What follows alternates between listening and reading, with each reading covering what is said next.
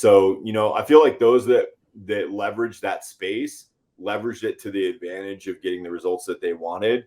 And, a lot of times, and I'm sure you've experienced this more than me because you've been, over at EXP longer than I have.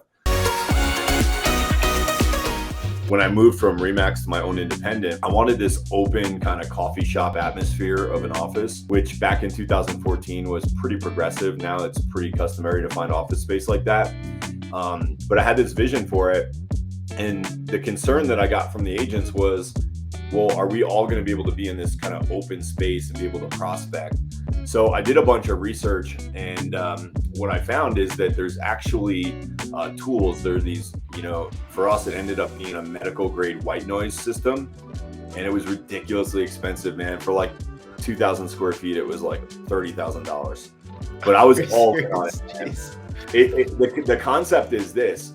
If you're in an airplane when the airplane's up in the air, there's a lot of white noise. Like you could be talking to the person next to you and somebody 3 rows behind you can't even hear you that you're talking. Yeah. So it was sort of that concept. And we had all these little like sound emitters. And we also ran music. So we could have music on with the white noise machine on, and everybody could be on the phone and nobody was distracted by the person next to them. It was really kind of bizarre. If we turned that white noise machine off, the music would distract people, the other conversations would distract people. So it ended up being a really effective tool to have an open concept. And it worked for us really well for years. I remember going to your office and hearing that, and it was really nice. I just didn't know it cost that much. That's crazy. I had it was like $70, $100 small white noise machine for my office because I was super cheap on it. But we had, over the ear headphones by a company called Savi, I think it was SAVI, noise canceling microphone right here, and everyone would wear those, and that worked out great too. So the noise canceling was really good for the prospect on the other line.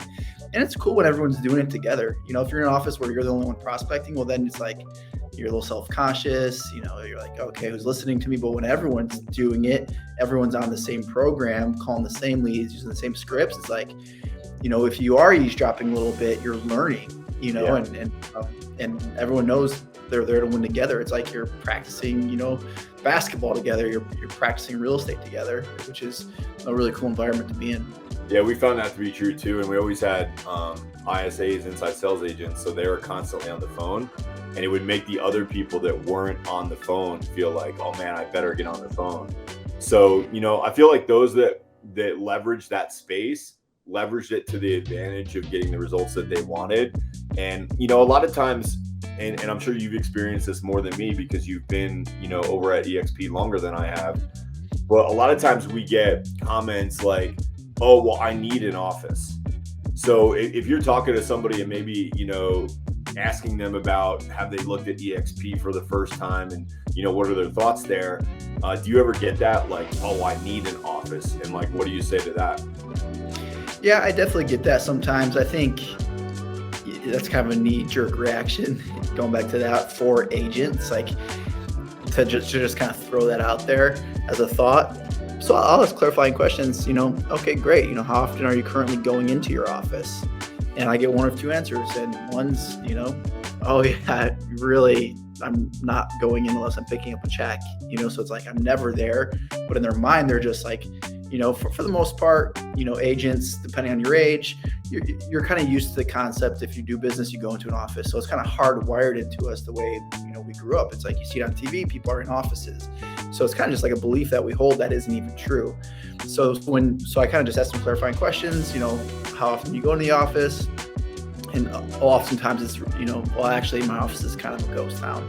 Another one is, well, I go in there every day. So I'm like, okay, great. So at EXP, we get membership to Regis, which is a corporate office space, co-working space. And you can actually go to just regis.com, put in your zip code and see any facilities that might be near you. And you get free access to that co-working space all around the country. So when I joined EXP, there's their space too. Their Spaces company. Oh, and the Spaces company. Yep. Yeah. So I actually really enjoyed that. Even when I had my own office space, joining EXP with my team, I would go to the local Regis right off Langtree by your office, and just on my way to an appointment, I would pop in there. I would actually just send my listing paperwork to that facility. The receptionist, and I'm not sure if they would do this everywhere, but the receptionist would have my listing paperwork ready. I would just grab it from her and go, because I didn't have a printer at my house. I just moved. But there was they have these little, they're called Think Pods. It's this futuristic cubicle inside a lot of them. It's super private. The walls are tall.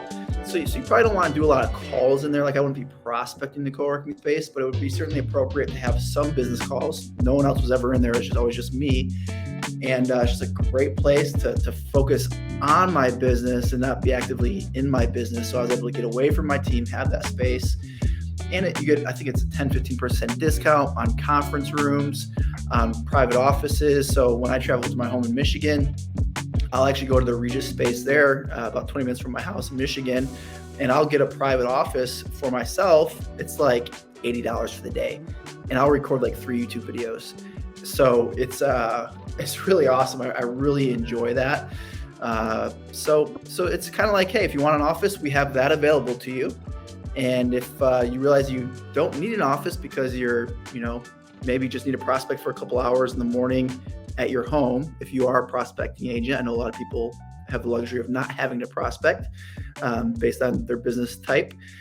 You can do it from home, or you're out just working. You're out seeing clients, showing houses, listing appointments.